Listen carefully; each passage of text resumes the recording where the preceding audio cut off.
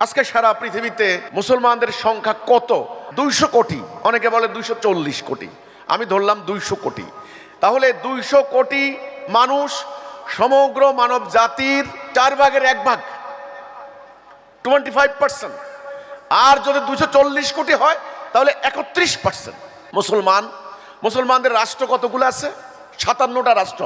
এই বাংলাদেশ, পাকিস্তান, ব্রুনাই, ছোট্ট একটা রাষ্ট্র ব্রুনাই, মালয়েশিয়া, ইন্দোনেশিয়া থেকে শুরু করে একেবারে আপনার কাতার, কুয়েত, এগুলা মিলে 57টা মুসলিম রাষ্ট্র। এই রাষ্ট্রগুলির আয়তন কত? 3,22,00,000 বর্গমাইল।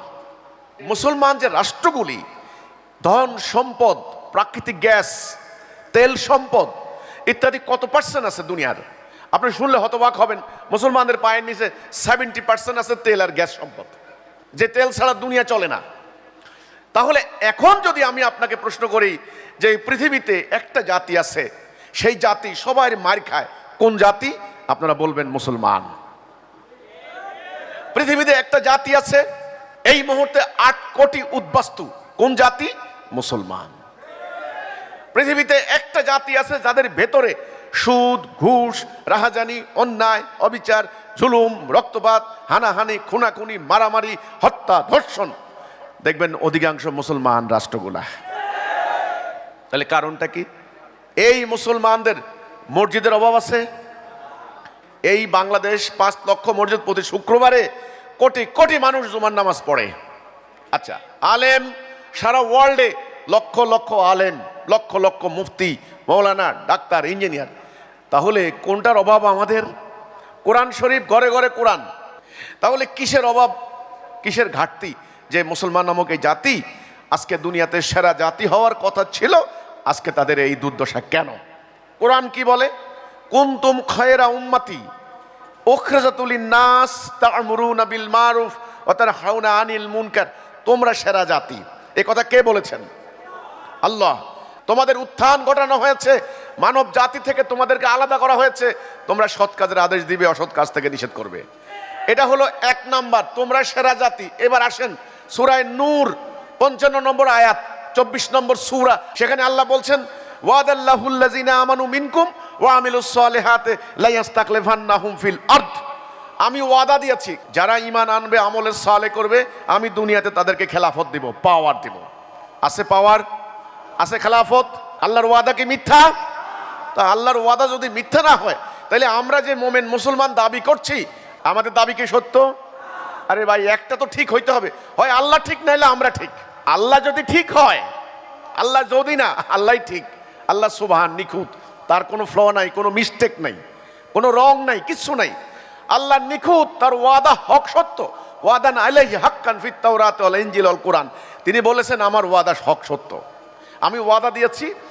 কোরআন যারা ধারণ করেছে ওদের সাথে তারা মাত্র কয়েক হাজার জাতি, সকল মিলিয়ে হয়তো কয়েক লাখ ছিল উম্মতে মুহাম্মদী। নবী করিম সাল্লাল্লাহু আলাইহি সাল্লাম শেষ যখন বিদায় হজের ভাষণ দিলেন, তখন 1 লক্ষকে 1.25 লক্ষ সাহাবী, তার সমস্ত নারী পুরুষ বাচ্চা কাচ্চা মিলিয়ে না হলে আরো 5 লাখ, তাহলে 5 থেকে 7 লক্ষ একটা জাতি।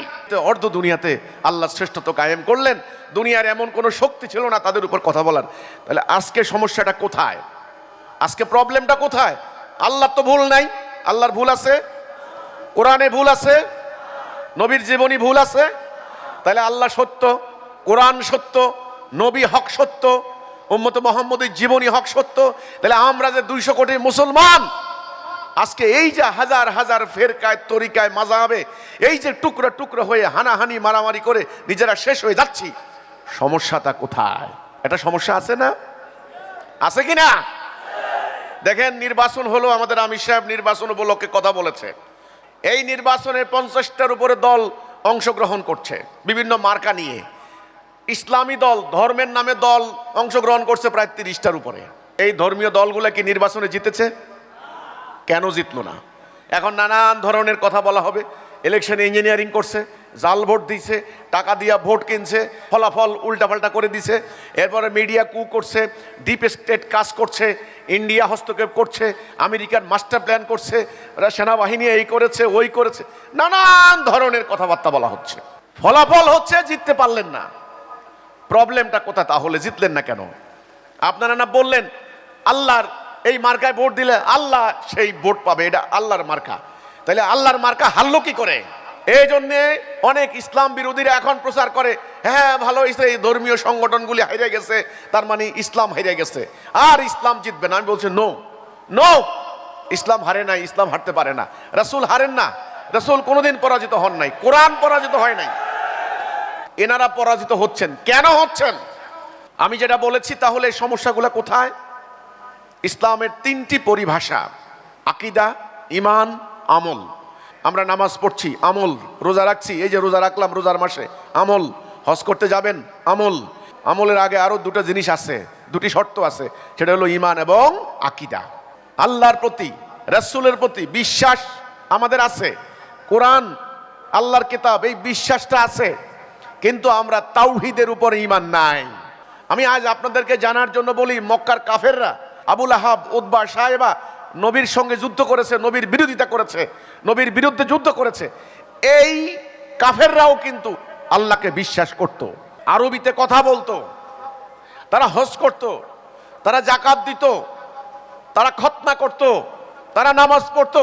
কোরআন বলে, তাদেরকে জিজ্ঞাসা করো এই মেঘমালা বৃষ্টি বর্ষণ করে কে? বলবে আল্লাহ। তার মানে তারা আল্লাহকে রিজিক দাতা হিসেবে মনে করত। তারা কাফের হইল কেন? তারা লা ইলাহা ইল্লাল্লাহ এই কথার মধ্যে তারা ছিল না। তাহলে লা ইলাহা ইল্লাল্লাহ এই কথাটার মানে তো এখন বুঝতে হবে নাকি?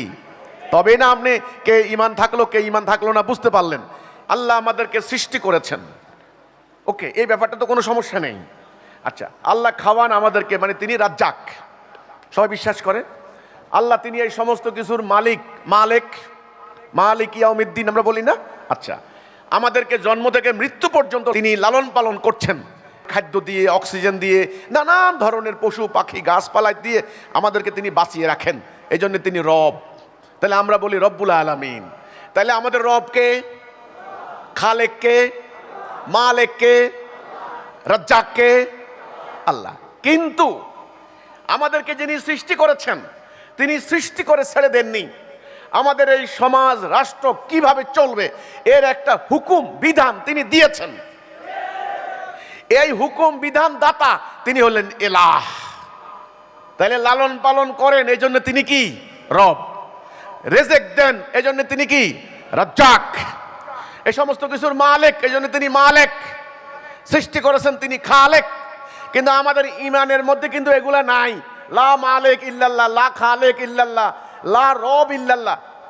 ঈমানের মধ্যে আছে লা ইলাহা ইল্লাল্লাহ। তাহলে ইলাহটা কি? এই ইলাহ শব্দের অর্থ না জানার কারণে আজকে এই ভয়াবহ পরিস্থিতি।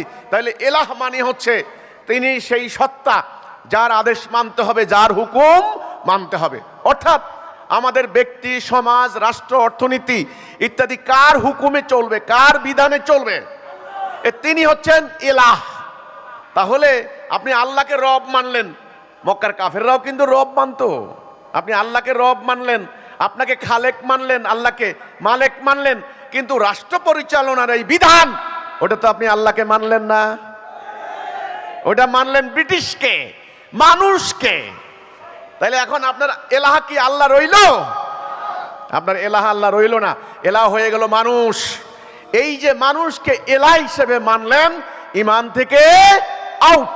তাহলে এলাহ হচ্ছে সেই সত্তা যার চূড়ান্ত আদেশ মোতাবেক আমার জীবন পরিচালিত হবে, যার হুকুম মানবো, যার আদেশ মানবো।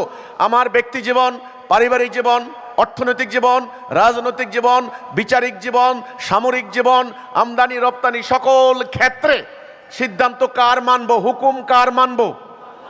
এই যে আল্লাহকে হুকুম দাতা হিসেবে মেনে নেওয়া, এটাই হলো ইলাহ। তাহলে মক্কার কাফেরদের সমস্যা ছিল, ওরা আল্লাহকে ইলাহ হিসেবে মানে নাই।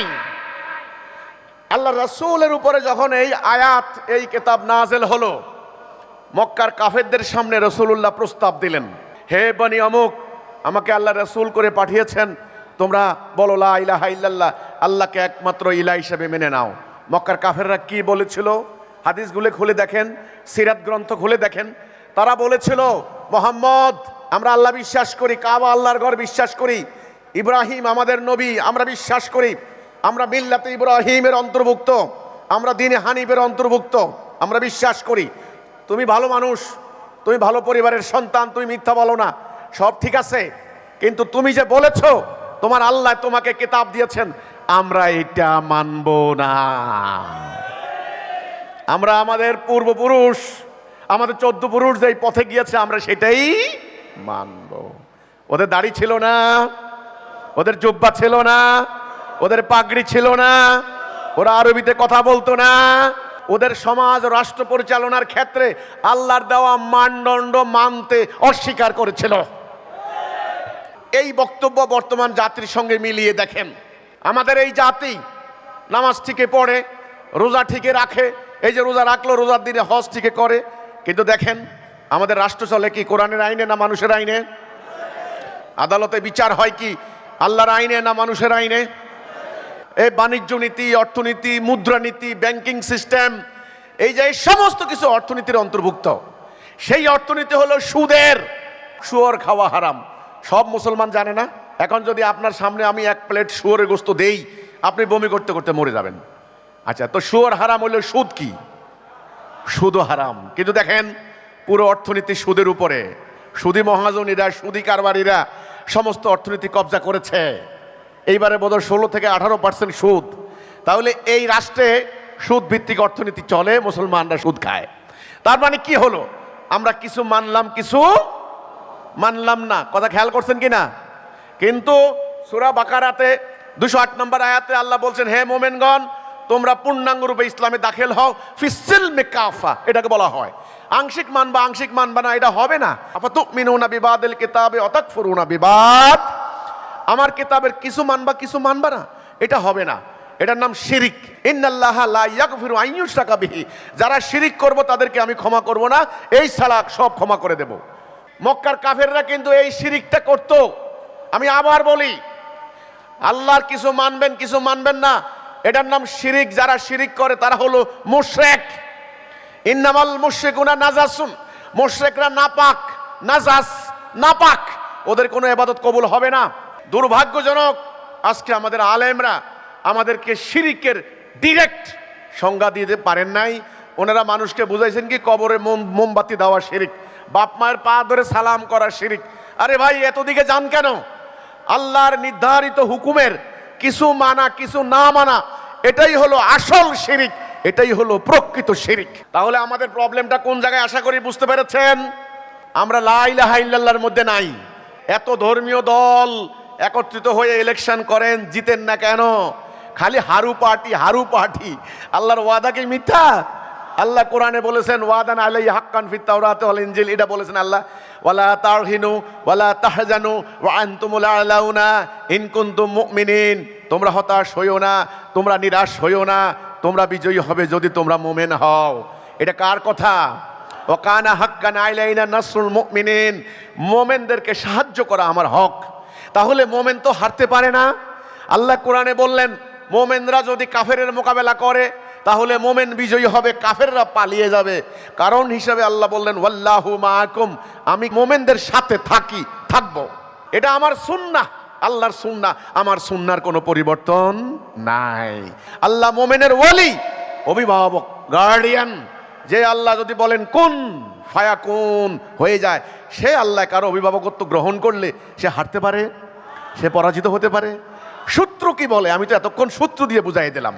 তাহলে আমাদের এই পরাজয় কেন? আমাদের এই লাঞ্ছনা কেন?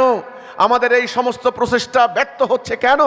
এই কেনর মেন কারণ হচ্ছে আমরা ইমানে নাই। কিসে নাই? ইমানে নাই।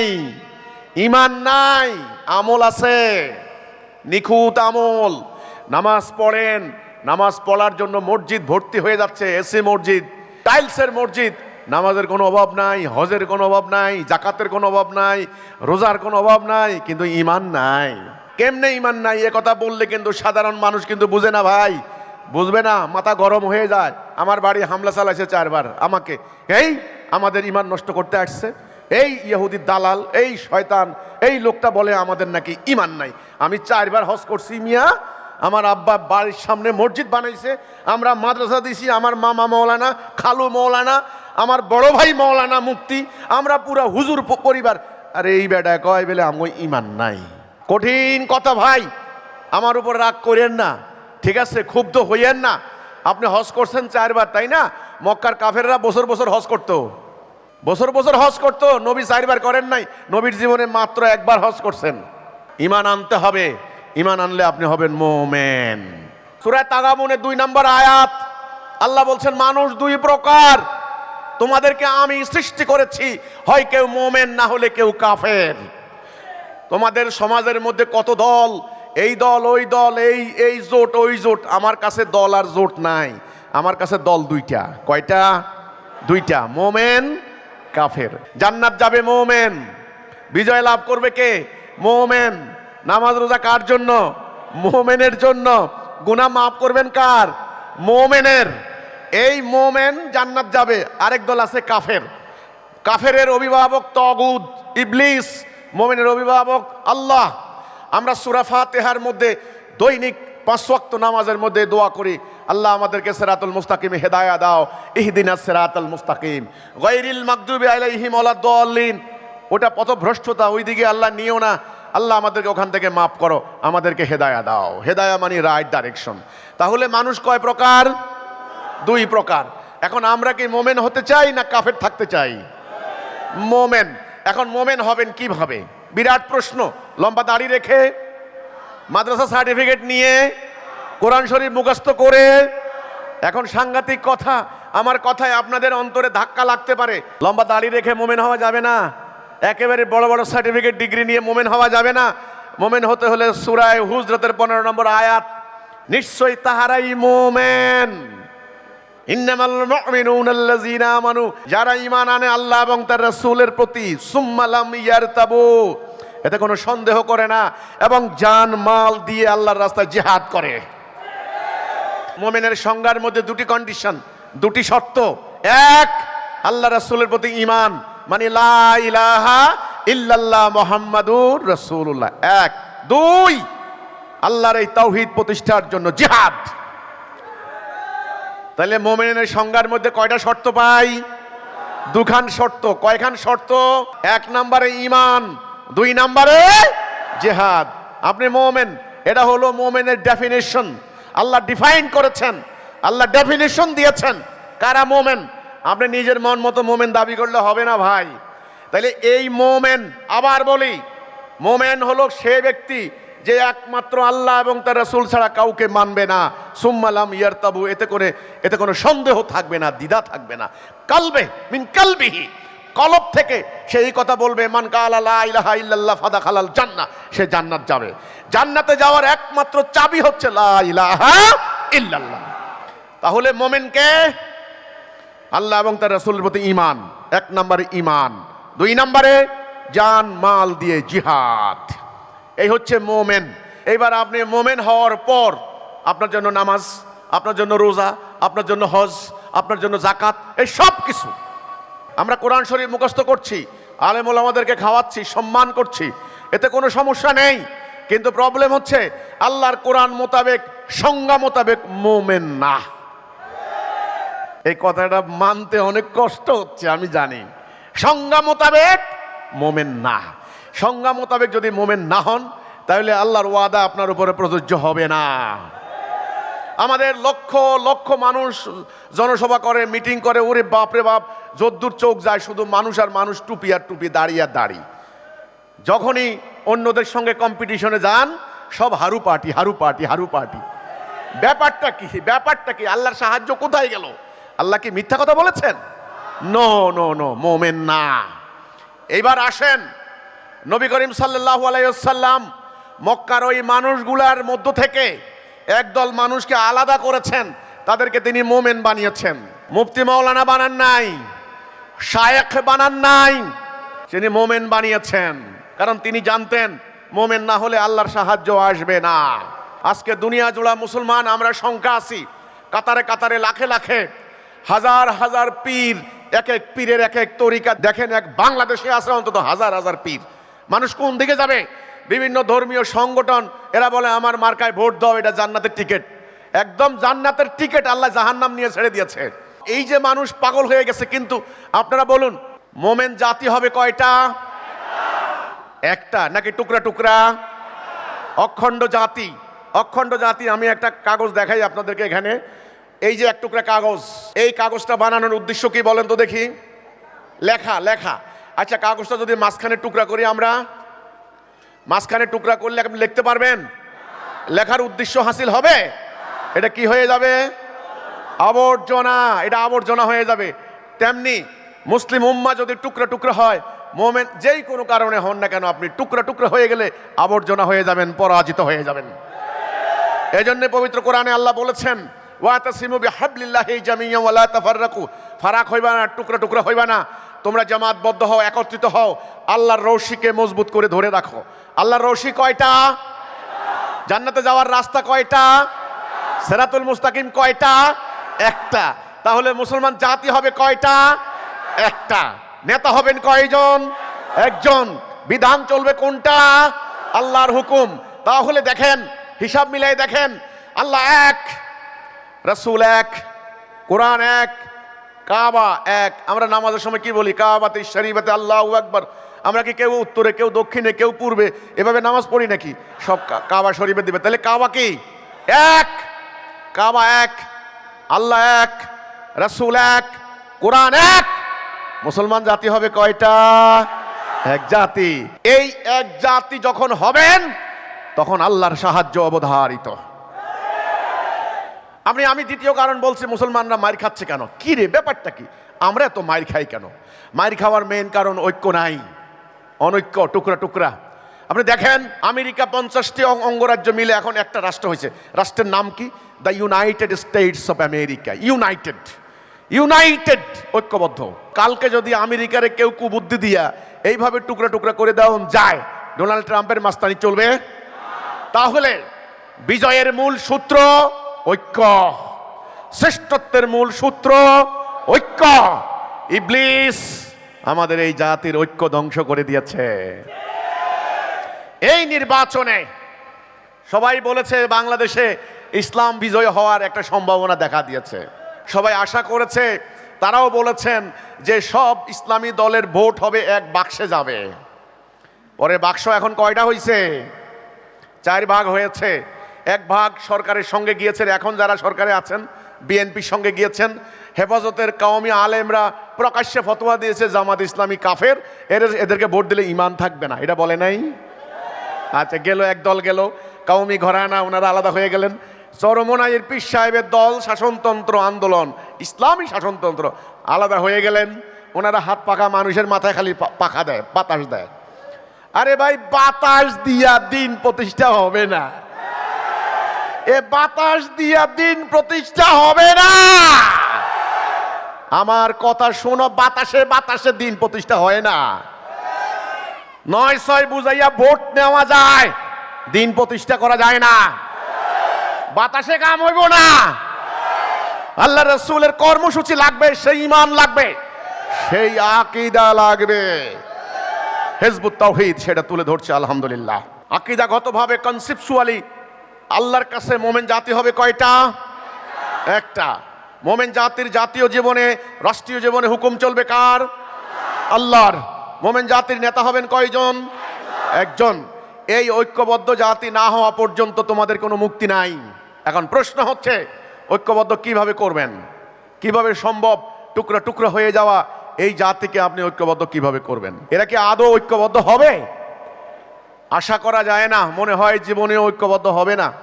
কিন্তু আমি বলি, ঐক্যবদ্ধ হওয়ার রশি, দড়ি, ওই যে হাবলিল্লাহ, হাবলিল্লাহ, আল্লাহর রশি, দড়ি, সেটা হচ্ছে কালেমাতুত তাওহীদ, কালেমাতুত তাইয়্যিবা লা ইলাহা ইল্লাল্লাহ। নবী করিম সাল্লাল্লাহু আলাইহি সাল্লাম মক্কার ওই বিবদমান গোষ্ঠীগুলিকে, ওই গ্রুপগুলিকে তিনি টুকরা টুকরা হয়ে যাওয়া ওই আরব জাতিকে ঐক্যবদ্ধ করছেন কি দিয়া? তাওহীদ দিয়া। এই যে আপনারা মালা গাঁথেন না, মালা, ফুলের মালা, অনেকগুলা ফুল নিয়ে একটা মালা গাঁথে তারপরে না গলায় দেয় নাকি? এই ফুলগুলার ভেতরে একটা জিনিস একত্রিত করা হয়, সেটা কি? দড়ি, সুতা। এই সুতা না থাকলে ফুলের মালা হবে না, এগুলি পায়ের নিচে পড়ে নষ্ট হয়ে যাবে। ঠিক তেমনি 100টা তসবির দানা একত্র করে কিসে? সুতা। সুতা কেটে দিলে কি হয়? দানাগুলি ছড়ায় ছিটিয়ে পড়ে যায়। তো তেমনি আজকে ঐক্যবদ্ধ করার একটা মাত্র রশি হচ্ছে তাওহীদ, লা ইলাহা ইল্লাল্লাহ। আপনি, আমি, নারী, পুরুষ, সাদা, কালো, লম্বা, খাটো, বেটে, পাহাড়ি, সমতল ভূমির সবাই মিলে একটা কথা বলবো যে আমরা আল্লাহর বিধান ছাড়া কারো বিধান মানি না, আল্লাহর হুকুম ছাড়া কারো হুকুম মানি না। আমাদের ন্যায় অন্যায়ের মানদণ্ড হবেন কে? আল্লাহ। আমাদের জীবন চলার পথে কোনটা করব, কোনটা করব না, কোনটা গ্রহণ করব, কোনটা বাদ দেব, কোনটা হালাল, কোনটা হারাম, এটা মানদণ্ড হবে কি? কোরআন। এই মানদণ্ড কে হবেন? আল্লাহ। এই যে আল্লাহকে একমাত্র সিদ্ধান্তদাতা হিসেবে মেনে নেওয়া, এটার নামই হচ্ছে ইলাহ। আর এই অঙ্গীকারই হচ্ছে লা ইলাহা ইল্লাল্লাহ। আল্লাহ ছাড়া আমার জীবন পরিচালনার ক্ষেত্রে আমি কারো মানদণ্ড মানি না। এবার আমি বাস্তবে বুঝাই। ধরেন আপনি বিয়ে করতে বসছেন, এখন বিয়ে করার নীতি কি হবে? আল্লাহ কি বলেছেন? আল্লাহ বলেছেন মোহরানা দাও, সাক্ষী রাখো, জোর জবরদস্তি করবে না, রাজি খুশি করাও। এই নির্দেশ আল্লাহর নির্দেশ, বাস হয়ে গেছে। এবার আপনি বনাবনি হচ্ছে না, ডিভোর্স দিচ্ছেন, আল্লাহর কি নীতি? অন্য কারো ফতোয়া না, আল্লাহ কি বলেছেন এটা মানবেন। এই যে রমজান মাস আপনি রোজা থাকছেন, আল্লাহ কি বলেছেন দেখেন কোরআনে। আল্লাহ বলেছেন সূর্য উদয়ের আগে থেকে সূর্যাস্ত পর্যন্ত পানাহার নিষিদ্ধ, হ্যাঁ, স্বামী স্ত্রী মেলামেশা নিষিদ্ধ। এই যে ব্যাপারগুলি, এগুলি আল্লাহর হুকুম, আল্লাহর বিধান, বাস। এবার কখন আপনি ভাঙতে পারেন? যদি আপনি সফরে থাকেন। সফরে থাকলে আপনার কষ্ট যেন না হয়। আল্লাহ বললেন আমি তোমাদেরকে কষ্ট দিতে চাই না, লা ইউকাল্লিফুল্লাহু নাফসান ইল্লা উসআহা, আমি তোমাদের উপরে কোনো বোঝা চাপিয়ে দিতে চাই না যেটা তোমরা সহ্য করতে পারো না। আমি তোমাদের জন্য দিন প্রেরণ করেছি যেন তোমরা পরিশুদ্ধ হতে পারো, যেন তোমরা সহজ অবলম্বন করতে পারো, তোমরা যেন শয়তানের দাসত্ব না করো, ইবলিসের দাসত্ব না করো। এখন আপনি যেমন সফরে গেলেন, আল্লাহ বললেন সম ভাঙবে, পরবর্তীতে এই সংখ্যা পূরণ করে নেবে। আপনি যদি অসুস্থ থাকেন, সম রাখতে আল্লাহ বলেছেন না, তুমি এই সংখ্যা পূরণ করে নাও, আর না হলে ওই যে মিসকিনকে, দুইজন মিসকিনকে ভালো করে খাওয়াই দাও। এই যে ব্যাপারগুলি, এগুলি আল্লাহর সিদ্ধান্ত, ব্যাস। এবার আপনি যাবেন অর্থনীতিতে, এগুলো তো হলো ব্যক্তিগত। এবার অর্থনীতিতে গেলেন, সেখানে কি সুদ খাবেন কি খাবেন না? আল্লাহ বললেন সুদ হারাম, সুদ চলবে না, কোনো ধরনের কৈফিয়তে সুদ জায়েজ করা যাবে না। যে এই কারণে আন্তর্জাতিক ব্যবসা কেমনে চলবে, আমদানি রপ্তানি কেমনে চলবে, আমরা যদি এখন সুদ না খাই তাহলে কিভাবে হবে? No no no no. এই যে আল্লাহর আদেশ, আল্লাহর নিষেধ, অক্ষরে অক্ষরে আনুগত্য করার নামই হচ্ছে তাওহীদ, তার হুকুমের আনুগত্য করা। এবার আপনি আদালতে গেলেন, আদালতে গেলেন, বিচার হবে, চোরকে ধরে আনলো, চোরের শাস্তি কি? আল্লাহ বললেন হাত কেটে দাও। এখন কতটুকু কাটবেন, কতটুকু কাটবেন না, নাকি তাকে মাফ করে দিবেন, না তার অর্থদণ্ড দিবেন, সেটা আদালত দেখবে, ইসলামের আদালত দেখবে, কাজী সাহেব দেখবে, ওকে। কিন্তু আল্লাহর হুকুম বলবৎ করতেই হবে। এখন আপনি যদি বলেন, সিদ্ধান্ত নেন যে না, আধুনিক যুগে এই চোরের হাত কাটিয়ে দেওয়া এটা কোনো একটা আইন হলো, এটা অমানবিক, এটা এখন আর চলে না, পশ্চিমারা কি কইব, জাতিসংঘ কি কইব, মানবাধিকার হিউম্যান রাইটস ওরা কি কইব, না না এটা চলে না, আমরা 50 বছর জেল দিয়ে দিই। এই যে আপনি আল্লাহর সিদ্ধান্তটাকে বাদ দিয়া নিজে আরেকটা সিদ্ধান্ত খাড়া করালেন, এটাই হলো শিরিক, এটাই হলো কুফর, এটাই হলো দলালাহ। সিরাতুল মুস্তাকিম মানে হলো সোজা পথ, ইহদিনাস সিরাতাল মুস্তাকিম, সোজা পথ। এই পথ মানে কি? পথ মানে গন্তব্যে যাওয়ার রাস্তা। আমি আপনাকে বললাম যে ভাই আমি ময়মনসিংহ যাব, আপনি আমাকে সোজা রাস্তা দেখাইয়া দেন। আপনি আমাকে বললেন আপনার গন্তব্য ময়মনসিংহ, তাহলে আপনি একটা কাজ করেন, আপনি সোজা উত্তর দিকে একেবারে ডাইনে বামে কোনো দিকে যাবেন না। ডাইনে একটা গ্রাম আছে, ওইদিকে ঢুকলে ডাকাত ধরবে, বাম দিকে গেলে এখানে ঢুকলে কিন্তু আপনাকে চোরে সব নিয়ে যাবে। কাজে আপনার ড্রাইভারকে বলবেন একেবারে সোজা, দেখবেন রাস্তাটাও পরিষ্কার, আপনার খরচ কম হবে, কষ্ট কম হবে, টাইম কম লাগবে। এই যে গন্তব্যে যাওয়ার জন্য একটা সরল পথ, একটা নকশা আপনি দেখাই দিলেন, এটার নাম সিরাতাল মুস্তাকিম। এখন ইসলামের সাথে মিলাই, এখন আমাদের গন্তব্য কি, মানব জাতির উদ্দেশ্য কি বলেন তো? আপনি আল্লাহর খলিফা তো দুনিয়াতে, এই কোরআন কি পরকালের জন্য না দুনিয়ার জন্য? এখন দুনিয়ার মানুষের সংকট কি এটা আগে ভাবেন। দুনিয়ার মানুষের সংকট হচ্ছে মানুষের মানবাধিকার নাই, মানুষের নিরাপত্তা নাই, মানুষে মানুষে হানাহানি, মারামারি, খুনাখুনি, যুদ্ধ, রক্তপাত, প্রতিনিয়ত যুদ্ধ হচ্ছে। এই মুহূর্তে 40টা রাষ্ট্রে যুদ্ধ হচ্ছে, প্রায় প্রত্যেকটা সীমান্তে আজকে অশান্তি বিরাজ করছে, প্রতিটা রাষ্ট্রে লক্ষ লক্ষ সৈন্যবাহিনী পরিচালিত করছে। মানুষ কোটি কোটি ডলার দিয়ে, ট্যাক্স দিয়ে যে সৈন্য লালন পালন করছে নিরাপত্তার জন্য। পুলিশ বাহিনী, র্যাব আমাদের বাংলাদেশে এগুলি আছে সীমান্ত পাহারা দেওয়ার জন্য। ওই পারে ওদের বিজিবি, আমাদের বিজিবি, ওদের হলো বিএসএফ। এই যে নিরাপত্তা রক্ষী সেনাবাহিনী, পুলিশ, গোয়েন্দা সংস্থা, তার উপরে যন্ত্রপাতি, প্রযুক্তি, শান্তি আনার জন্য। শান্তি কি আনতে পারছে? এই যে নির্বাচনে যারা জিতলো, জিতেই প্রধানমন্ত্রী বললেন কি শান্তি কায়েম করব, নিরাপত্তা কায়েম করব। সবাই কি চায়? সবাই নিরাপত্তা চায়, দুবেলা দুমুঠো খেতে চায়, ভবিষ্যতের বাচ্চা কাচ্চা নিয়ে বাঁচতে চায়, চিকিৎসা পেতে চায়, শিক্ষা পেতে চায়। তার মানে দুনিয়াতে মানুষ শান্তি চায়। কি চায়? দুনিয়াতে মানুষের গন্তব্য কি? শান্তি। কি চায়? শান্তি। তারপরে পরকালে কি চায়? জান্নাত। তাহলে দুনিয়া চায় শান্তি, পরকালে চায় জান্নাত। এই যে চাওয়াটা, মানে আমি বলি গন্তব্য, লক্ষ্যটা, এই লক্ষ্য হাসিল করার জন্য, এই চাওয়া বাস্তবায়ন করার জন্য সঠিক পথ লাগবে না? ময়মনসিংহে যাওয়ার জন্য সঠিক পথ লাগবে না?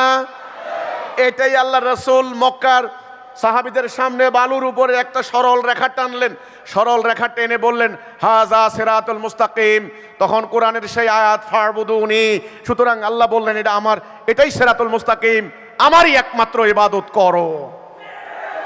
এরপরে তিনি ডাইনে বামে কতগুলি রেখা টেনে বললেন ওগুলি শয়তানের পথ, ওগুলির দিকে যাইও না, শয়তান তোমাদেরকে পথভ্রষ্ট করবে। তাহলে এই যে হাযা সিরাতুল মুস্তাকিম, এটাই হলো সিরাতুল মুস্তাকিম। এই কথার মানে কি?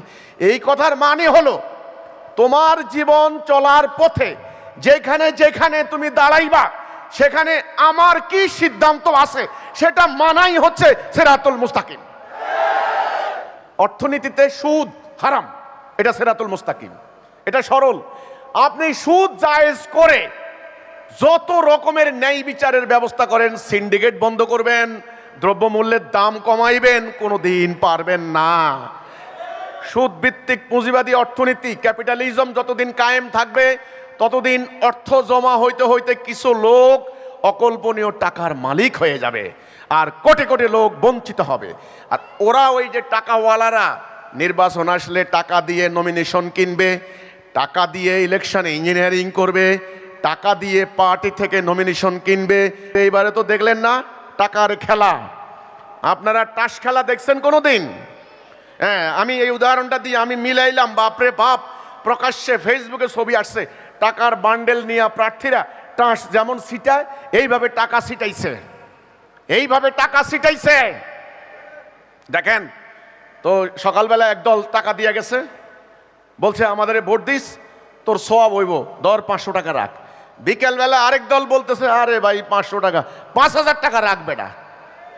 বাস 500 টাকা ভুলে গেছে, সওয়াবও ভুলে গেছে।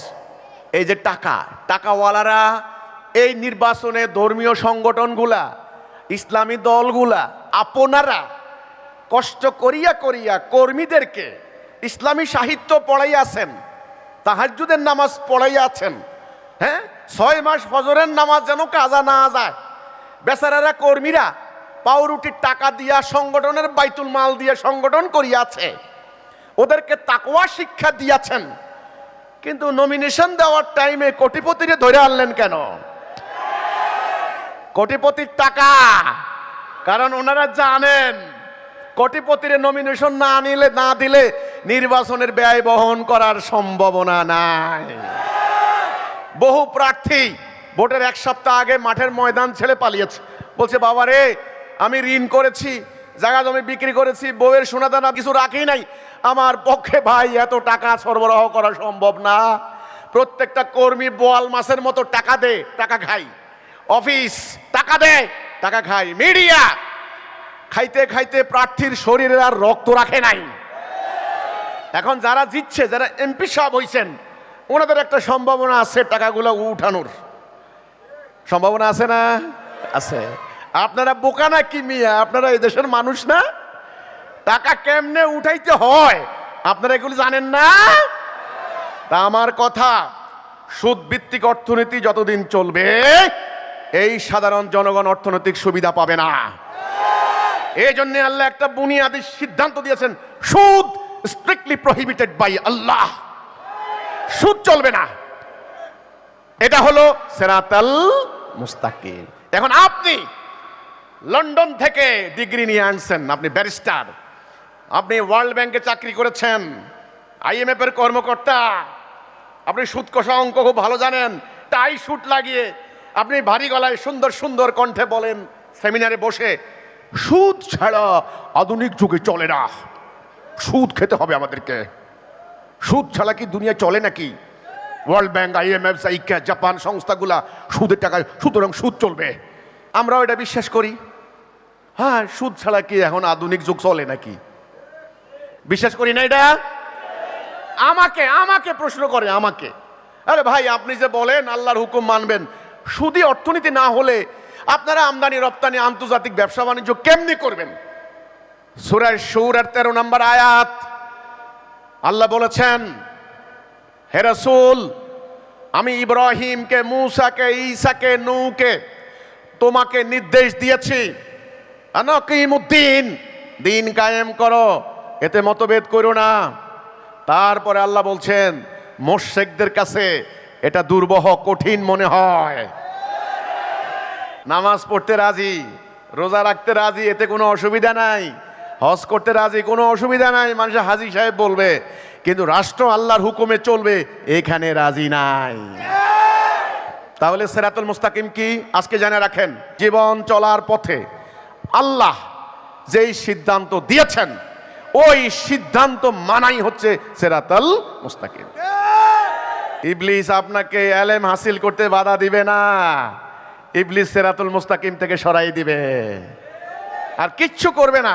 বলবে চোরের শাস্তি হাত কাটা, আচ্ছা থাক, এটা কোরআনে আছে, এটা তোরা মুসলমানরা এটা বিশ্বাস করস, অসুবিধা নাই, এটা ঠিক আছে, আল্লাহর সিদ্ধান্ত ঠিক আছে, আল্লাহ ভালো, আল্লাহ ভালো ন্যায় বিচারক, ওনার হাত কাটার এই সিদ্ধান্ত ঠিক আছে। কিন্তু আধুনিক যুগে এই আইনটা চলে না। আধুনিক যুগে চোরেরে এই জেলে দিয়া দেয় বাস। ইবলিস কি করলো? আস্তে আল্লাহর সিদ্ধান্তটা থেকে সরাই দিল। এটাই রাসূলুল্লাহ বলেছেন, মরুভূমির মধ্যে সোজা রেখা টেনে ডাইনে বামে, ওগুলো ইবলিস, শয়তান, তোমরা ওইদিকে যাবে না, ঠিক আল্লাহর দেওয়ার সিদ্ধান্তের মধ্যে কায়েম থাকবা। আমরা কি আল্লাহর সিদ্ধান্তের মধ্যে আছি? যারা আল্লাহর সিদ্ধান্তের মধ্যে থাকে না তাদের কি ঈমান আছে? তো যাদের ঈমান নাই তারা নামাজ রোজা পড়ে কোনো লাভ আছে? লাভ নাই। তাদের এখন মেইন কর্তব্য মসজিদ বানানো না, মাদ্রাসা বানানো না, দৌড়াইয়া দৌড়াইয়া লাফাইয়া লাফাইয়া হজের মাঠে না, তাদের এখন কর্তব্য হচ্ছে ঈমান আনা। এই ঈমানের ডাক দিচ্ছে হিজবুত তাওহীদ। এই ঈমান হারিয়ে গিয়েছে, এই তাওহীদ হারিয়ে গিয়েছে। যে ঈমান ইসলামের ভিত্তি।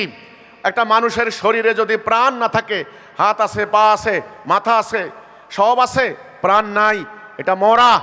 এই ফ্যানের ডানা আছে, চাকা আছে, কয়েল আছে, বিদ্যুৎ নাই, তাহলে এই উদ্দেশ্যে, যেই উদ্দেশ্যে ফ্যান বাতাস দেবে সেটা দিয়ে হবে না। তাহলে ইসলামেরও তেমনি, দাড়ি আছে, টুপি আছে, মসজিদ আছে, মাদ্রাসা আছে, ঈমান নাই।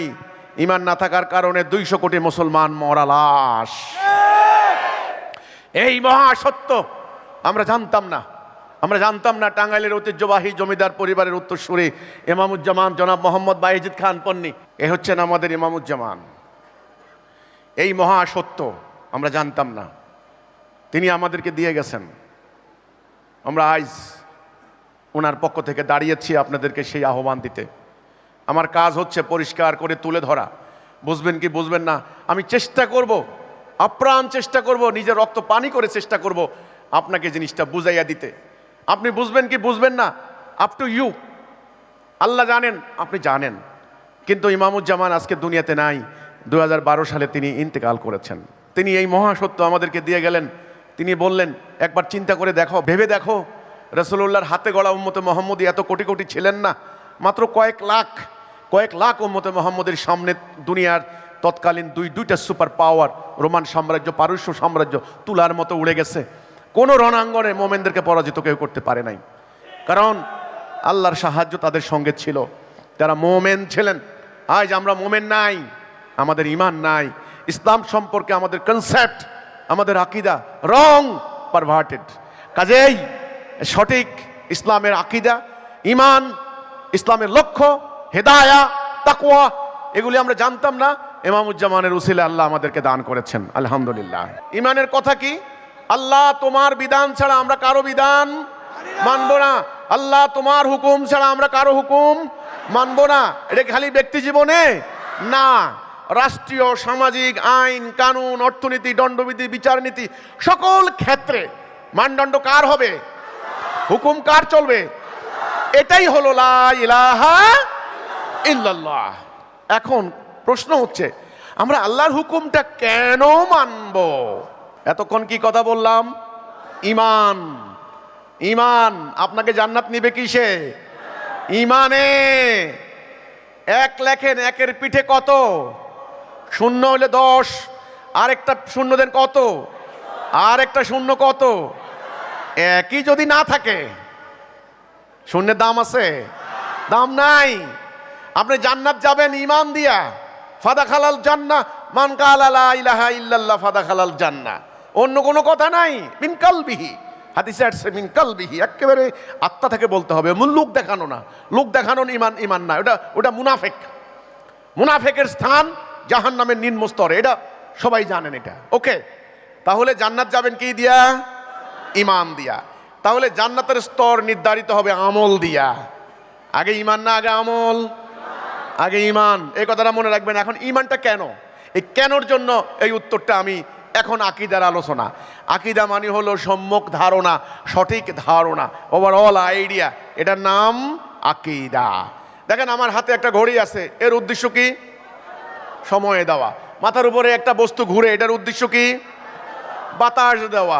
এই যে আপনি জানলেন প্রত্যেকটা জিনিসের উদ্দেশ্য সম্পর্কে জানার নাম আকীদা। তো তাহলে এই যে আল্লাহ রাব্বুল আলামিন এই জিনিসটা পাঠিয়েছেন, এটার উদ্দেশ্য কি? এটার একটা উদ্দেশ্য আছে না? এই প্রশ্নটা করলে সবাই নাম হয়ে যান, সবাই ফ্রিজ হয়ে যান, সবাই স্তব্ধ হয়ে যান।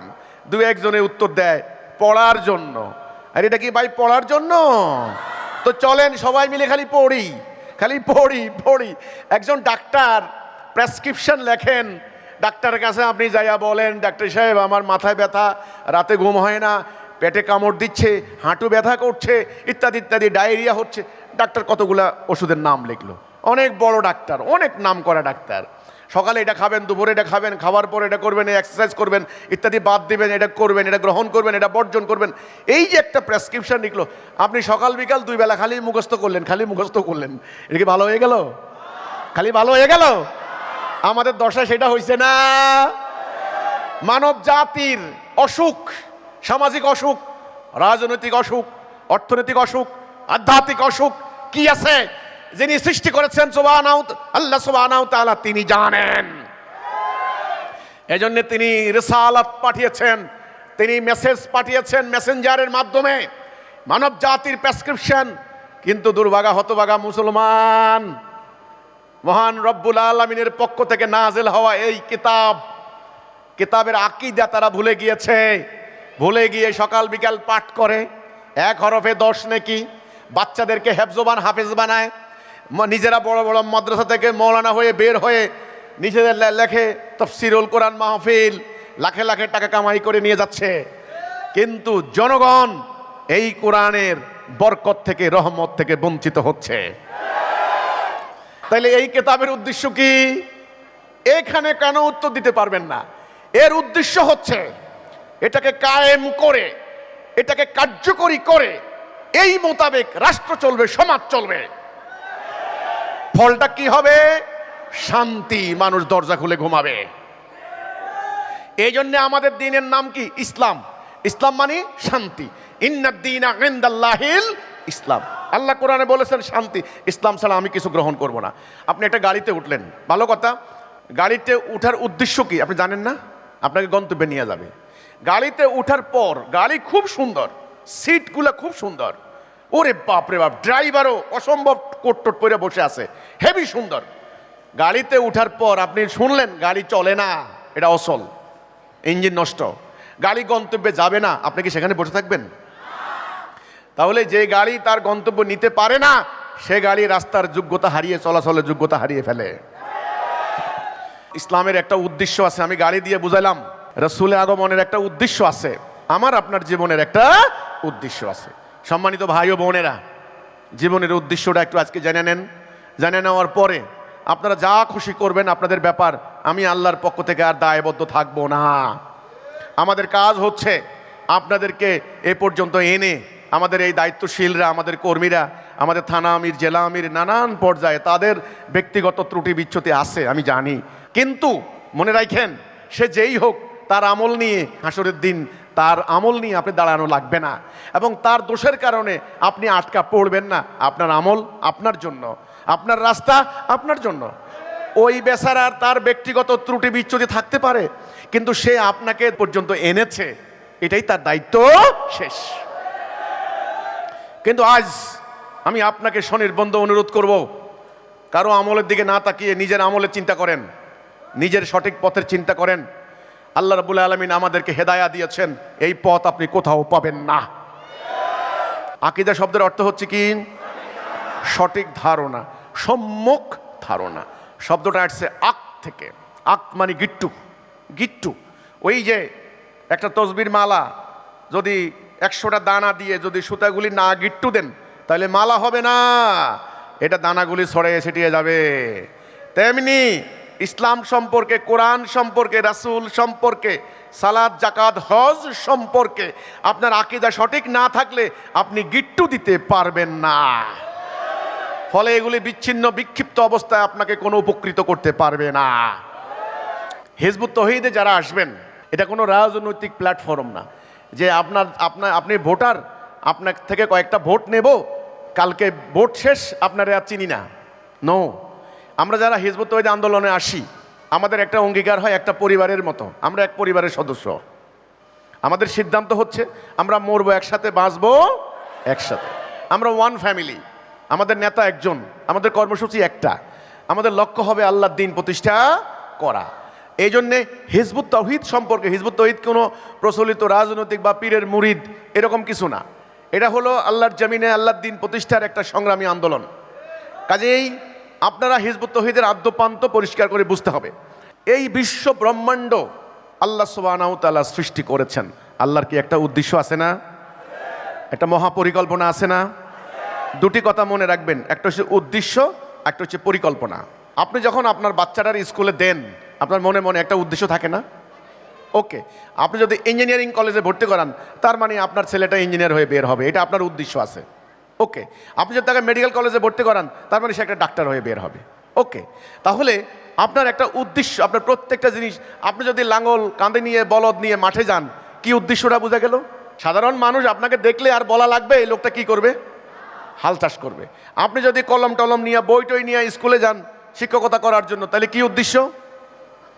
আচ্ছা, আপনি একটা অ্যাপ্রন পরে কিছু ওষুধপত্র নিয়ে আপনি বিভিন্ন জায়গায় ট্রিটমেন্ট করতে যান, আপনি একজন ডাক্তার, তাহলে আপনার কাজটা কি হবে? তাহলে উদ্দেশ্য, এই উদ্দেশ্যটা মোস্ট ইম্পর্টেন্ট। তাহলে আল্লাহ রাব্বুল আলামিন এই বিশ্ব ব্রহ্মাণ্ড সৃষ্টি করেছেন, এর একটা উদ্দেশ্য আছে না? আছে কি না? তিনি কোরআনে বললেন, আসমান জমিন এত দুইয়ের মধ্যবর্তী যা কিছু আমি সৃষ্টি করেছি, আমি কোনো অনর্থক কোনো কিছু সৃষ্টি করি নাই। পাহাড়ের একটা উদ্দেশ্য, চন্দ্র সূর্যের একটা উদ্দেশ্য, পানির একটা উদ্দেশ্য, অক্সিজেন হাইড্রোজেন নাইট্রোজেনের আরেকটা উদ্দেশ্য, মাটির একটা উদ্দেশ্য, বালির একটা উদ্দেশ্য। এই সমস্ত দেখবেন কোনোটা শক্ত, কোনোটা তরল, কোনোটা বায়বীয় ইত্যাদি, কোনোটা বস্তু, কোনোটা অবস্তু, কোনোটা ফোর্স, কোনোটা আপনার হলো ম্যাটার, নানানভাবে আল্লাহ সৃষ্টি করেছেন। প্রত্যেকটার একটা উদ্দেশ্য আছে, একটা কানেকশন আছে, একটা পরিকল্পনা আছে। তিনি যখন এই সমগ্র কিছু সৃষ্টি করলেন, তিনি তখন বলেন কুন, হও, ফায়াকুন, হয়ে যায়। এবার তিনি সিদ্ধান্ত নিলেন তিনি খলিফা বানাবেন। কি বানাবেন? খলিফা। এই পৃথিবীতে আল্লাহর খেলাফত করার জন্য তিনি খলিফা বানাবেন, এটা তিনি সিদ্ধান্ত নিলেন। ওকে, তিনি যখন এই সিদ্ধান্ত নিলেন, তখন তিনি সমস্ত ফেরেশতাদেরকে ডাক দিয়া বললেন, এই শোনো, ওয়াইজ ক্বালা রাব্বুকা লিল মালাইকাতি ইন্নী জাইলুন ফিল আরদি খলিফা। শোনো, আমি এরাদা করেছি, আমি সিদ্ধান্ত নিয়েছি যে আমি এই পৃথিবীতে খলিফা বানাবো, তোমরা কি বলো? ফেরেশতারা বলল যে আপনি কি এমন কিছু বানাবেন এরা ফাসাদ ওয়া সাফাক উদ্দিমা করবে? আল্লাহ বললেন, আমি জানি তোমরা জানো না। তিনি ঠনঠনা মাটি, 18 যুক্ত মাটি দিয়ে তিনি আদমকে বানালেন। আদমকে বানিয়ে তিনি বললেন, আমি যখন এর ভেতরে আমার রূহ ফুঁকে দেব, সবাই সেজদা করবা। সবাই সেজদা করলো, ইবলিস সেজদা করে নাই। আল্লাহ ডাক দিয়া বললেন, ইবলিস তুই ওকে সেজদা করলি না কেন, যাকে আমি নিজ হাতে বানাইলাম? ইবলিস বলে, ও হচ্ছে মাটি, আমি হচ্ছে আগুন। তখন আল্লাহ বলেন, ও অহংকার, অহংকার করে এখানে থাকতে পারবে না, এখান থেকে নামিয়া যাও। আউযু বিল্লাহি মিনাশ শাইতানির রাজিম। তাহলে আমরা কি পেলাম? ইবলিস অহংকার করেছে, আল্লাহ ওকে বের করে দিলেন। এবার ইবলিস বলে, আল্লাহ তুমি এই আদমকে আমার উপরে শ্রেষ্ঠত্ব দিলে, আমাকে সুযোগ দাও, আমি ওকে তোমার পথে থাকতে দেব না। তোমার দেওয়া সিরাতাল মুস্তাকিম, এই যে তোমার দেওয়া সিরাতাল মুস্তাকিম, এই যে ইহদিনাস সিরাতাল মুস্তাকিম। তাহলে সিরাতাল মুস্তাকিম কে দিবেন? আল্লাহ। সিরাতুল মুস্তাকিম কি? একটু আগে বলেছি আমি, আল্লাহ দেওয়া সিদ্ধান্ত, আল্লাহ দেওয়া পথ, আল্লাহ দেওয়া পথ নকশা, আল্লাহ দেওয়া ডাইরেকশন। এখান থেকে ইবলিস সরাবে। তখন আল্লাহ বললেন, যা, তোকে কিয়ামত দিবস পর্যন্ত সুযোগ দিলাম। ইবলিস চলে গেল। আল্লাহ মাকে বানালেন, বাবা মা দুইজনকে বললেন, আদম তুমি আর তোমার স্ত্রী, ইয়া আদম উসকুন আনতা ওয়া যাওজুকাল জান্নাতা ফাকুলা মিনহা রাগাদাও হাইসু শিতুমা ওয়ালা তাকরাবা হাযিহি শাজারাতা ফাতাকুনা মিনাজ জালিমিন। আদম তুমি এবং তোমার স্ত্রী এই জান্নাতে থাকো, যা খুশি খাও, একটা নিষেধ, ওই গাছের নিকট যাবে না। খেয়াল করেন, একটা নিষেধাজ্ঞা দিল, ওই গাছের নিকট যাবে না, কিন্তু শয়তান ভুলাইয়া দিলেন। ওনারা তওবা করলেন, হায় হায় কি বললাম, আল্লাহ তো আমাদেরকে নিষেধ করলো, আমরা তো গেলাম সেখানে, আমরা তো গন্ধম খাইলাম, আমরা তো যা হওয়ার হয়ে গেল। কোরআন বলছে তাদের লজ্জাস্থান ওপেন হয়ে পড়লো, আমি সেটাকে কভার রাখতে চাইছিলাম, কিন্তু তারা তো সেটা প্রকাশ করে দিল। কিন্তু তখন আল্লাহ রাব্বুল আলামিন আদমকে ডেকে বললেন, আদম কি হলো, আমি কি বলি নাই শয়তানের আনুগত্য করবে না, ও তোমাদের প্রকাশ্য শত্রু। তখন বাবা আদম তওবা করলেন, রব্বানা জালামনা আনফুসানা ওয়া ইল্লাম তাগফির লানা ওয়া তারহামনা লানাকুনান্না মিনাল খাসিরিন।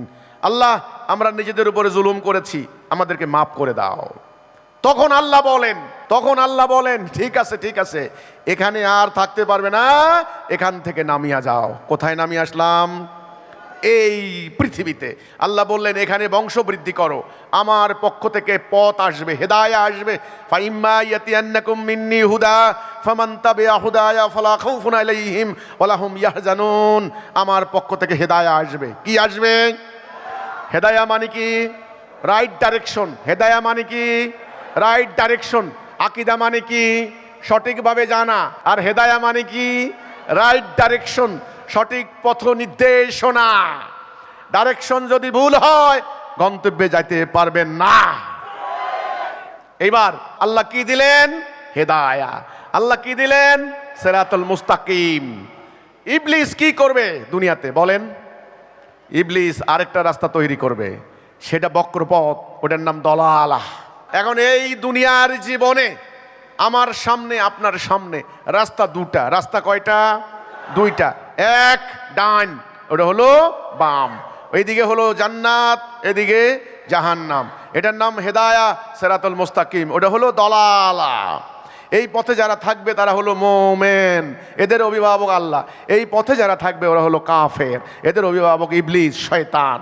এই পথ যারা কায়েম করবে দুনিয়াতে, এই রোড ম্যাপ যারা কায়েম করবে, তারা হবো শান্তি, নেই বিচার, এটার নাম ইসলাম। আর এইটা যারা কায়েম করবে, এটা হলো অশান্তি, জুলুম, রক্তপাত। আপনি আমি মাঝখানে। এখন সিদ্ধান্ত নেওয়ার পালা।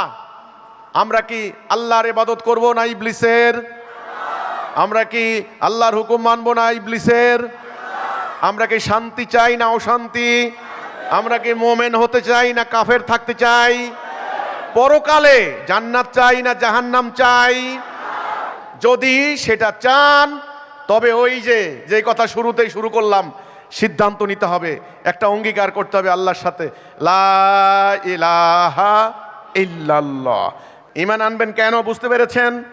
ঈমান আনবেন এই জন্য, ওই যে ইবলিসের বিরুদ্ধে আল্লাহকে বিজয়ী করার জন্য। কথা ক্লিয়ার? এইবার আমি আপনাকে বলি আপনার জীবনের উদ্দেশ্য। আবার প্রশ্ন করি, এই ফ্যানের উদ্দেশ্য কি? এই ঘড়ির উদ্দেশ্য কি? একটা গাড়ির উদ্দেশ্য কি? একটা মোবাইল ফোনের উদ্দেশ্য কি? তাহলে আপনার জীবনের উদ্দেশ্য কি? ভাই দুনিয়াতে আসছেন তো, দুনিয়াতে এত সুন্দর একেবারে সব পাইয়া দুনিয়াতে আপ্লুত হয়ে যাইয়েন না। উদ্দেশ্য সম্পর্কে না জানলে সব ব্যর্থ। কিন্তু একটা উদাহরণ দিচ্ছি, উদাহরণ। এই যে আপনারা যারা সামনে মুরব্বীরা বসে আছেন, এই যে আমি একটা উদাহরণ দিচ্ছি। আপনি আপনার ছেলেরে 20 লাখ টাকা জমি বিক্রি করে সিঙ্গাপুর পাঠাইছেন। উদ্দেশ্য হচ্ছে তার হার্টের একটা প্রবলেম আছে, হার্টের অপারেশন করে আসবে। সিঙ্গাপুরে মাউন্ট এলিজাবেথে ভালো ডাক্তার আছে। ওকে, তাকে বুঝাইলেন যে বাবা দেখো জমি বিক্রি করে তোমাকে 20 লাখ টাকা দিলাম, এই পাসপোর্ট, তুমি সিঙ্গাপুর যাও। ওকে, ছেলেটা প্রতিটা মুহূর্তে এটা মনে থাকবে না তার, হ্যাঁ আমি একটা টাকাও নষ্ট করতে পারবো না, একটা দিন আমি নষ্ট করব না, আমাকে ওই কাজটা করতে হবে। এই যে প্রতি মুহূর্তে মূল কর্তব্য মনে রাখা, এটার নাম জিকির। এটার নাম কি? জিকির মানে স্মরণ রাখা। জিকির মানে কি? ফাজকুরুনি আযকুরুকুম ওয়াশকুরুলি ওয়ালা তাকফুরুন। আল্লাহ বললেন আমারে মনে রাখো, আমিও মনে রাখবো। এইবার আপনার পোলা কি করছেন দেখেন, সিঙ্গাপুর গেছে, যাওয়ার পর বিমান থেকে নামার পর দেখে যে ওরে বাপরে কি মার্ভেলাস সিটি রে, কি সুন্দর শহর, কি জিগজাগ জিগজাগ। নদীর তীরে গেল, হোটেলে গেল, সিনেমা দেখলো, মোজ মাস্তি করে 2 মাসে 20 লাখ টাকা শেষ করে চলে আসছে। আসার সময় আপনার জন্য ঢাকা শহরে 1 ট্রাক কমলা কিনে নিয়ে গেছে, 1 গাড়ি আঙ্গুর নিয়ে গেছে। আব্বা 1 ট্রাক কমলা নিয়ে আইছি। প্রথমে আপনি দেখে বলবেন ডাক্তারে কি কইছে, তোর হার্টের সমস্যা কি দূর হয়েছে কিনা, এটা জিজ্ঞাসা করবেন না? আপনার পোলায় যদি একথা কয় ডাক্তার বললো মানে, আপনার কেমন লাগবে? তাকে যেই উদ্দেশ্যে পাঠাইছেন পুরা সেই উদ্দেশ্যটাই ভুলে গেছে। ওখানে তো আর সময় গেছে না, টাকা খরচ হয়েছে না, এবং আপনারে খুশি করার জন্য সে 1 ট্রাক আঙ্গুর নিয়ে আইছে। আপনি খুশি হবেন? নো, ঠিক এক্স্যাক্টলি তাই ভাই। এই দুনিয়াতে আল্লাহ আপনাকে কেন পাঠিয়েছেন এটা যদি না বুঝেন, আপনারা কি করছেন মুসলমানরা, খালি নামাজ নামাজ নামাজ। আরে ভাই নামাজ দিয়ে আল্লাহর কি কাজ? নামাজের উদ্দেশ্য কি যদি না বুঝেন, হিন্দুরা যাই দেখেন গা, ওরে বাপ রে বাপ, পূজা করতে করতে করতে মূর্তির দুধ খাওয়ায়, কলা খাওয়ায়, ভগবান পাওয়া যাবে। না না না না না, আপনি বুঝেন আপনাকে কি জন্য পাঠানো হয়েছে। সেই উদ্দেশ্যটা হচ্ছে, এই উদ্দেশ্য সম্পর্কে জানার নাম আকীদা। উদ্দেশ্য সম্পর্কে জানার নাম কি? আকীদা। এবার আসেন, আকীদা সহি না হলে ঈমান ভুল, ঈমান না থাকলে আমল ভুল, আকীদা না থাকলে ঈমান কচু পাতার পানি, আর আকীদা থাকলে দুনিয়া উল্টে গেলেও ঈমানদারের ঈমান নষ্ট করতে পারবে না কেউ। বেলালের গল্প শুনেন নাই? হযরত বেলাল সকালে নিয়ে মরুভূমিতে নির্যাতন করা হতো, বিকালে মরুভূমি থেকে উঠে আনতো, পিঠের চামড়া গলে, হাড্ডি গলে, গোস্ত গলে বালুর সঙ্গে মিশে যাইতো, টর্চার করতো আর বলতো বল হবল, হবল দেবতার ইয়ে কর, শ্রেষ্ঠত্ব বল। বলছে না, আল্লাহ এক, আহাদ আহাদ, এটার নাম ঈমান। সকালে ঈমান আইয়ে বিকালে নাই, জানুয়ারিতে ঈমান আইয়ে ডিসেম্বরে নাই, ওই ধরনের টলবল ঈমানদার দিয়া ইসলাম প্রতিষ্ঠা হবে না। কেমন ঈমান, লক্ষ্য সম্পর্কে কেমন নিখুঁত, নিজে শহীদ হয়, সন্তানকে শহীদ করে, বাবা মাকে শহীদ করে, স্ত্রীরা মেয়েরা নিজের স্বামীকে শহীদ হওয়ার জন্য উদ্দীপ্ত করে, বাচ্চাদেরকে নিয়ে যায় শহীদ হওয়ার জন্য। কেমন তাদের লক্ষ্য সম্পর্কে, উদ্দেশ্য সম্পর্কে, রাস্তা সম্পর্কে কতখানি শিওর, কতখানি নিশ্চিত। এটার নাম ঈমান, এটার নাম আকীদা। আকীদা পরিষ্কার না করে ভাই কোনো লাভ নাই। এবার আমি আবার বলি, এই দুনিয়াতে আপনার আগমনের উদ্দেশ্য কি বলেন? আল্লাহর খেলাফত করা। কার খেলাফত? আপনি কার খলিফা? আল্লাহর খলিফা। এই কথাটা সারা জীবন মনে রাখার নাম জিকির। এই কথাটা সারা জীবন মনে রাখার নাম কি? জিকির। মনে থাকবে যে আমি আল্লাহর খলিফা, আমার আল্লাহর হুকুম অনুসারে চলতে হবে। তাহলে আল্লাহর জিকির করার জন্য আপনাকে আল্লাহর হুকুম মানতে হবে। এই জন্যই ঈমান, এটার নাম হেদায়া, এটার নাম তাওহীদ, লা ইলাহা ইল্লাল্লাহ, আল্লাহকে একমাত্র ইলাহ হিসাবে মেনে নেওয়া। আমি আপনাদেরকে প্রশ্ন করতে চাই, আল্লাহর খেলাফত করতে রাজি আছেন কে কে? আপনারা কিন্তু মনের ইচ্ছার বিরুদ্ধে হাত তুলবেন না। আমি কিচ্ছু মনে করব না যে মিটিংয়ে আসছি, হিজবুত তাওহীদের ইমাম, ওনার সামনে যদি হাত না তুলি তাহলে এটা কেমন দেখায়। না, কখনো না। লোক দেখানো কোনো কাজ করবেন না। ফাওয়াইলুল লিল মুসাল্লিন আল্লাযীনা হুম আন সালাতিহিম সাহুন। সেই সমস্ত মুসল্লিদের ধ্বংস যারা লোক দেখানো নামাজ পড়ে। লোক দেখানো কোনো কাজ করবেন না। নিজের মনে যদি না মিলে, যুক্তি বোধে না মিলে, আপনি সরাসরি বলবেন গায়ের জোরে কোনো ইমান আনা যায় না। আমি আপনাকে গায়ের জোরে এখন ভর্তি করাইলাম, কোনো লাভ হবে না। আপনি ময়দানে আমাকে রেখে পালিয়ে যাবেন, তা হতে পারে না। আল্লাহ কোরআনে বললেন মোমেনরা যখন কাফেরদের সাথে মোকাবেলা করবে, মোমেন পিঠ দেখাবে না, পালাবে না। যারা পিঠ দেখায় তাদের উপর আল্লাহর গজব, আল্লাহর লানত। কাজেই ঈমান আনতে হবে সন্দেহাতীতভাবে, কোনো দ্বিধা সংকোচ সন্দেহ কোনো মানে দ্বিধা থাকা যাবে না মনের ভিতরে। 100% শিওর, কনফার্ম, আপনার আত্মা বলে, আপনার ব্রেন বলে, আপনার যুক্তিবোধ বলে এটাই সত্য। আসমান জমিনে এর থেকে বড় সত্য নাই। এরপরে আপনি আমাদের সাথে আসবেন। এখনো বুঝেন নাই, এখনো হিসাবে মিলে না, এখনো আপনার ভিতরে খটকা আছে, দ্বিধা আছে, সন্দেহ আছে।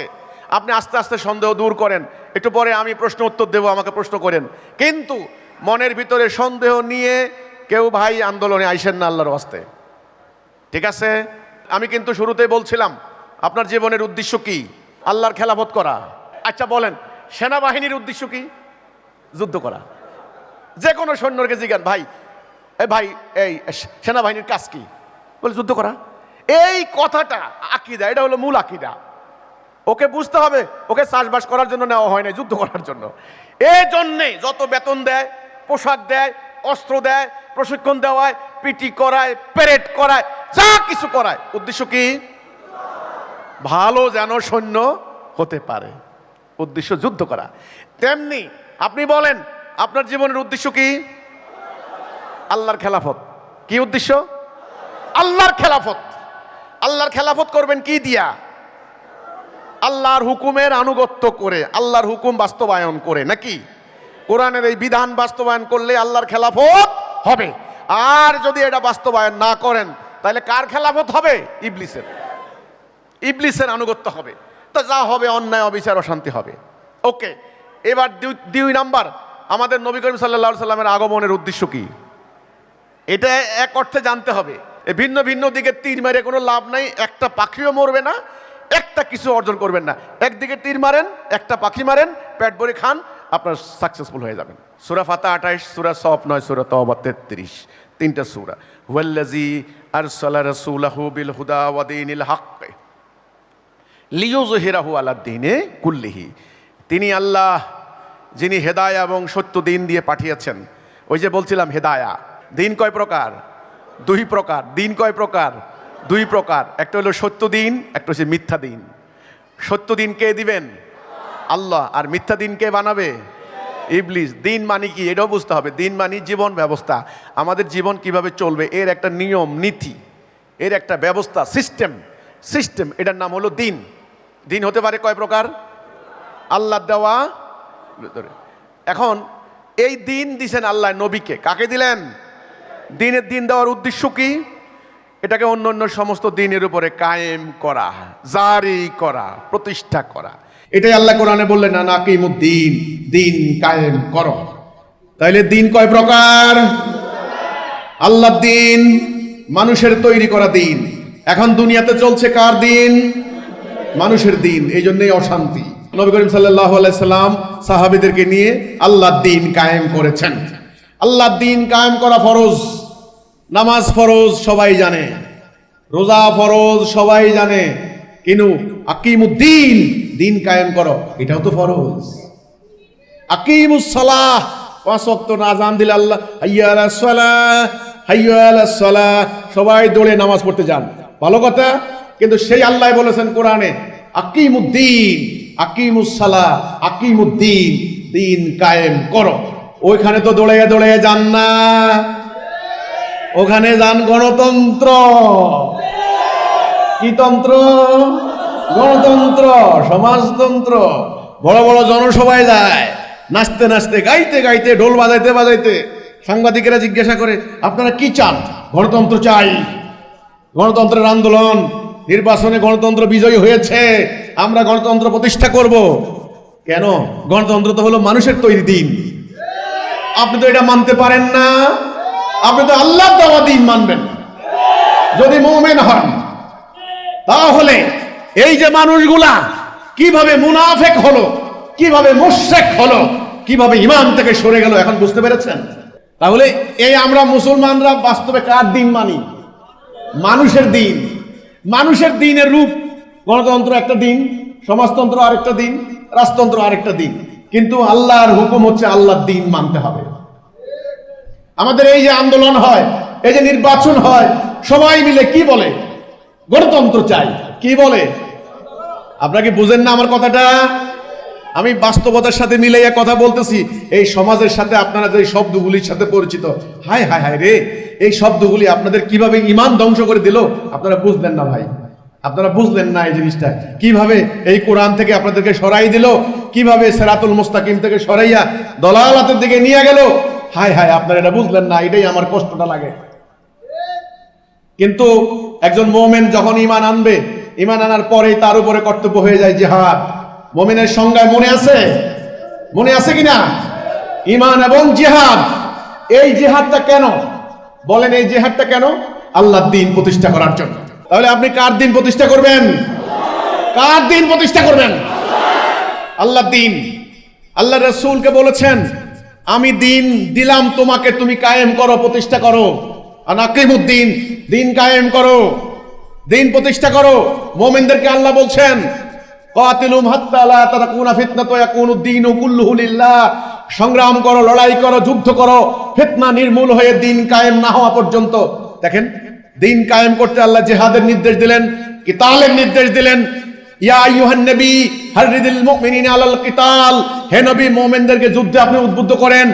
এই নবী এই সাহাবীদেরকে সঙ্গে নিয়ে পেটে পাথর বেঁধে, গাছের লতা পাতা খেয়ে, শত্রুর আঘাতে আঘাতে জর্জরিত হয়ে জাজিরাতুল আরবে তিনি আল্লাহর দ্বীন কায়েম করলেন।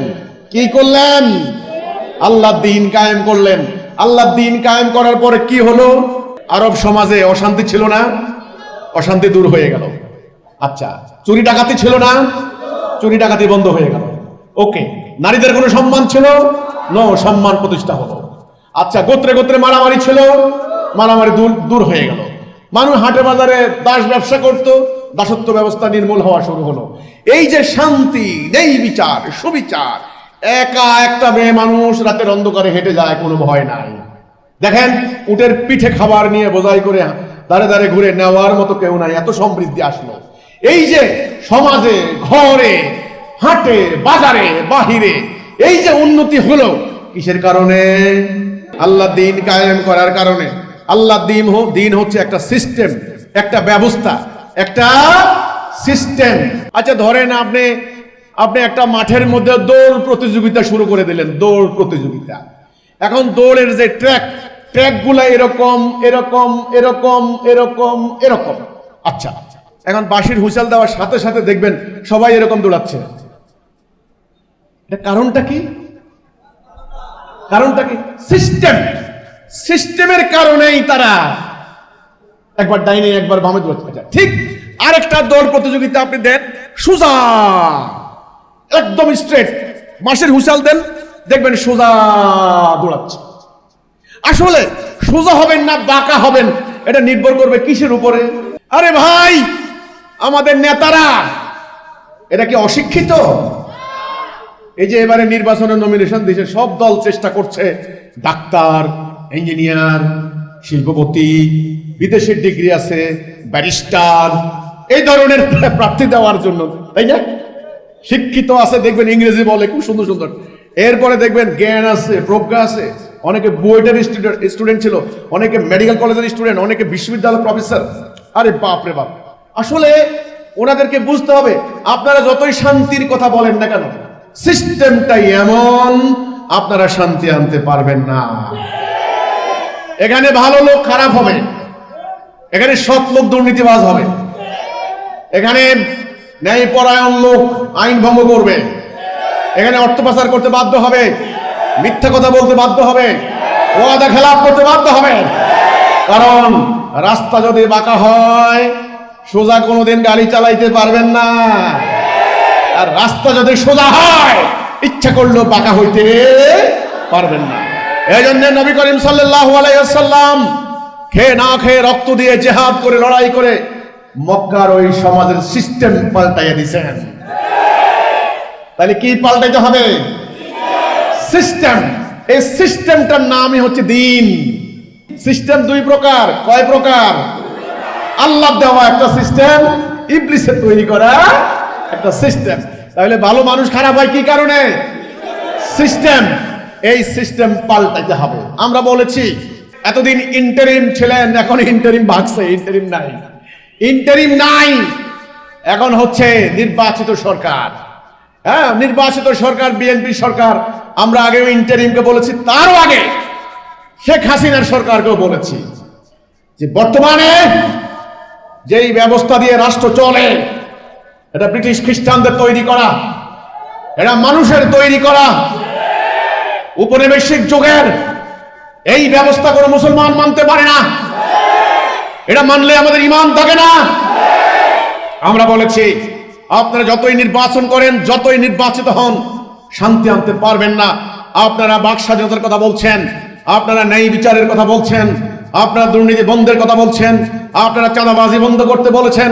আপনাদের অভিপ্রায় ভালো, আপনাদের নিয়ত ভালো, আপনাদের উদ্দেশ্য মহৎ, কিন্তু ভাই জননেতা, রাষ্ট্রপ্রধান, সরকার প্রধান, আপনাদের কাছে সনির্বন্ধ অনুরোধ করে আমি বলতে চাই, চলমান বিদ্যমান এই ব্যবস্থা, এই সিস্টেম যদি পরিবর্তন না করেন, আপনারা আপনাদের ওয়াদা রাখতে পারবেন না। এই জন্য আমরা বলেছি আমাদের সংগ্রাম হচ্ছে ব্যবস্থা পরিবর্তনের, মানুষের পরিবর্তন চাই না। মক্কার কাফের সমাজে, জাহিলি সমাজের মানুষগুলি ছিল আধ্যাত্মিকভাবে দেউলিয়া, দুর্নীতিগ্রস্ত, অনেকে মাদক খাইতো, অনেকে নারী নির্যাতন করত। সেই মানুষগুলিকে সোনার মানুষ রাদিয়াল্লাহু আনহুম ওয়া রাদু আনহুম পরিবর্তন করে দিলেন কিসে? সিস্টেম, দ্বীনুল হক। আল্লাহ রাব্বুল আলামিন আমাদেরকে সেটা দিলেন। সেই দ্বীনুল হক কায়েম করে এই সমাজে আমরা শান্তি আনতে চাই। আপনারা অনেক বিপ্লব করেছেন, অনেক বিদ্রোহ করেছেন, লাভ হয়নি সিস্টেম পরিবর্তন না করলে। এই যে আমাদের এই যে যারা এনসিপি করে এখন, এই স্টুডেন্টগুলি তারা আওয়ামী লীগ বিরোধী আন্দোলন করলো, ওরা বলে ওরা দেশ স্বাধীন করেছে, কিন্তু শান্তি দিতে পেরেছে? দুর্নীতি বন্ধ করতে পেরেছে? অনেকগুলি ছেলে, বাচ্চা বাচ্চা ছেলে পর্যন্ত মারা গিয়েছে। কারণ ব্যবস্থা, দিন, সিস্টেম পরিবর্তন না করা পর্যন্ত শান্তি আনতে পারবেন না। এই জন্য নবী করিম সাল্লাল্লাহু আলাইহি ওয়াসাল্লাম ঐক্যবদ্ধ হয়ে একটা লক্ষ্য নির্ধারণ করে জানমাল দিয়ে তৎকালীন জাহিলি সমাজের বিদ্যমান ওই সিস্টেমকে পাল্টে আল্লাহ দেওয়া সিস্টেম, আল্লাহ দেওয়া দ্বীনুল হক তিনি কায়েম করলেন। এখন নবী যে কাজ করেছেন আপনাদের জন্য, সে কাজ কি ফরজ না?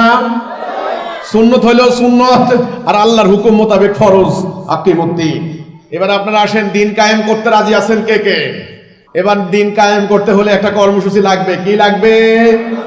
কর্মসূচি। মুখে মুখে বললে হবে না।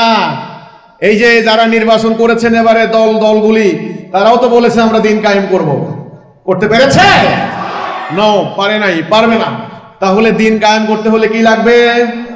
একটা কর্মসূচি লাগবে। আচ্ছা, দিনটা কার? আল্লাহ। নির্দেশ দিয়েছেন কে? তো কর্মসূচি কি আমরা হাওলাত করব নাকি? সেটাও আল্লাহ দিয়েছেন। সেটা 5 দফা কর্মসূচি। আলহামদুলিল্লাহ। 1 নাম্বার, ঐক্য। যারা দিন কায়েম করতে চান তাদেরকে ঐক্যবদ্ধ হতে হবে। কোনো কৈফিয়ত চলবে না। আপনি টুকরা টুকরা থাকবেন, যার যার ফেরকা, মাযহাব, তরিকা, দল, পার্টি নিয়ে আলাদা থাকবেন, দিন কায়েম করার স্বপ্ন দেখেন না। ঐক্যবদ্ধ হতে হবে। 1 নাম্বার কি? 2 নাম্বার, শৃঙ্খলা, ডিসিপ্লিন, কান খাড়া করে শোনা। 3 নাম্বার, আনুগত্য। আনুগত্য করতে হবে একজনের। নেতা হবেন কয়জন? একজন। যদি বলেন আমি কারো আনুগত্য করব না, তাহলে আপনি দিন কায়েম করতে পারবেন না ভাই। আপনাকে আনুগত্য করতে হবে। আল্লাহর আনুগত্য, রাসূলের আনুগত্য, আমিরের আনুগত্য। আনুগত্য লাগবে। 3 নাম্বার। 4 নাম্বারে হিজরত। হিজরত মানে হলো হিজরান থেকে আলাদা হওয়া। আপনারা যারা দিন কায়েমের পথে নাই, যারা তাওহীদে নাই, যারা ঈমানে নাই, তাদের সাথে আপনার ধর্মীয় কোনো সম্পর্ক থাকবে না। আপনারা মুমিনরা মিলে একটা জাতিসত্তা তৈরি করবেন, এটার নাম হিজরত। 5 নম্বরে জানমাল দিয়ে জিহাদ।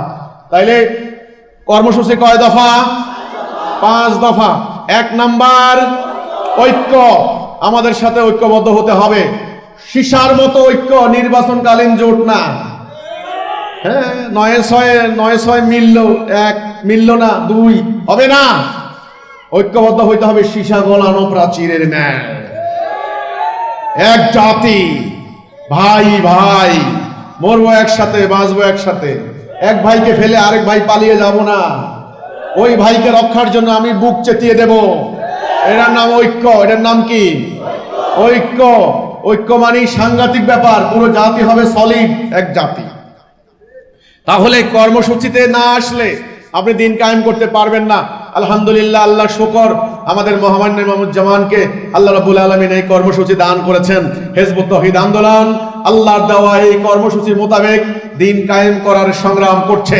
নবী করিম সাল্লাল্লাহু আলাইহি সাল্লাম সারা জীবন এই কর্মসূচি অনুসরণ করেছেন। আলহামদুলিল্লাহ, এই কর্মসূচি অন্য কোনো সংগঠনের কাছে নাই, হিজবুত তাওহীদের কাছে আছে। আল্লাহ হিজবুত তাওহীদকে দিয়েছেন। এই কর্মসূচির বরকতের কারণে আজকে প্রতিষ্ঠার শুরু থেকে 30 বছর হয়ে গিয়েছে, হিজবুত তাওহীদের কোন সদস্য আইন ভঙ্গ করেছে এমন কোন রেকর্ড নাই। এই কর্মসূচি আমাদেরকে লক্ষ্যের দিকে ঠিক রেখেছে। আলহামদুলিল্লাহ, এটা আল্লাহর একটা নিয়ামত, আল্লাহর একটা বরকত, আল্লাহর একটা রহমত। আমাদেরকে আল্লাহ এই কর্মসূচি দান করেছেন। অন্য সব সংগঠনের কর্মসূচি নিজেদের দলের মন গড়া কর্মসূচি, আর আমাদের কর্মসূচি আল্লাহ দেওয়া কর্মসূচি। এখন এই কর্মসূচিতে ঐক্যবদ্ধ হয়ে আল্লাহর দ্বীন প্রতিষ্ঠা করার মধ্য দিয়ে আল্লাহর খেলাফত করার জন্য মানসিকভাবে সিদ্ধান্ত নিচ্ছেন কে কে?